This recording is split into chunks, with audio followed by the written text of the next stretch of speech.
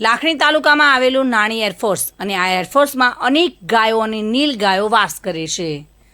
નાની એરફોર્સમાં ગાયો અને નીલગાયોના મુદ્દે ગૌરક્ષકોમાં ઉગ્રતા જોવા મળી છે. પાણી અને ઘાસચારો પૂરતા પ્રમાણમાં ન મળતા ગૌરક્ષકોમાં રોષ જોવા મળ્યો હતો. લાખણી તાલુકાના જીવદયા પ્રેમીઓ દ્વારા આવેદનપત્ર આપવામાં આવ્યું હતું અને આવનાર દિવસોમાં સમસ્યાનું નિવારણ નહીં થાય તો ઉગ્ર આંદોલનની ચીમકી પણ ઉચ્ચારવામાં આવી છે.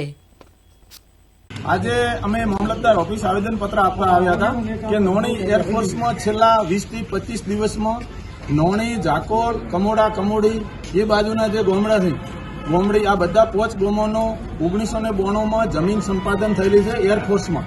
અને ત્યાં એ વખતે ત્યાં તળાવો અને આ બધો જંગલી એ વિસ્તાર હોવાના લીધે ત્યાં ગાયો અને નીલગાયોનો બહુ મોટા પ્રમાણમાં હતી. એના બાદ સરકારે ત્યાં આજુબાજુ 8 ફૂટનો વંડો કરી દીધો અને એના લીધે એનું રેસ્ક્યુ થયું નહીં.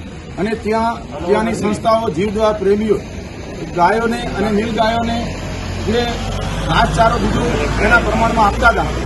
પણ હવે આ ફોરેસ્ટ ડિપાર્ટમેન્ટના ત્યાં જે સરકારી કર્મચારીઓ છે એ લોકો દ્વારા તેમાં છેલ્લા 20 દિવસથી પાણી બંધ કરી દેવામાં આવ્યું છે. ત્યાં ઘાસચારો મળતો નથી. આ બાબતે ત્યાં એસડીએમ અહીંના જે સરકારી કર્મચારી છે એ બધે ત્યાં સ્થળ વિઝિટ કરેલી છે. તેમ છતાં હજુ સુધી ત્યાં કોઈ પ્રશ્નનું નિરાકરણ આવ્યું નથી. તો અમે બધા લાખણી તાલુકાના જીવદયા પ્રેમીઓ સાથે મળી અને આજે મામલતદાર ઓફિસ આવેદનપત્ર આપ્યું છે કે સાહેબ ત્યાં વધુમાં વધુ જેટલું બને તેટલા ટૂંક જ સમયમાં ઘાસચારો અને પૂરતા પ્રમાણમાં અબોલ પશુઓને પાણી મળી રહે અને એમના જીવ બચે તે માટે અમે બધા સાથે મળી અને આવેદનપત્ર આપ્યું છે.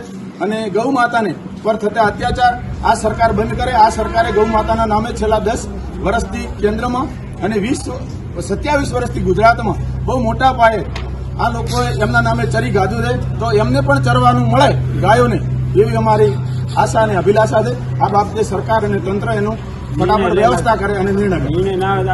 અને આગામી સમયમાં જો આ બાબતે 2 દિવસમાં જો નિર્ણય નહીં આવે અને ઘાસચારો અને પાણી નહીં મળે તો એના પછી કલેક્ટરે આવેદનપત્ર આપવામાં નહીં આવે પણ અમે ધરણા ઉપર ત્યાં બેસીશું એવી અમારી ખાસ રજૂઆત છે.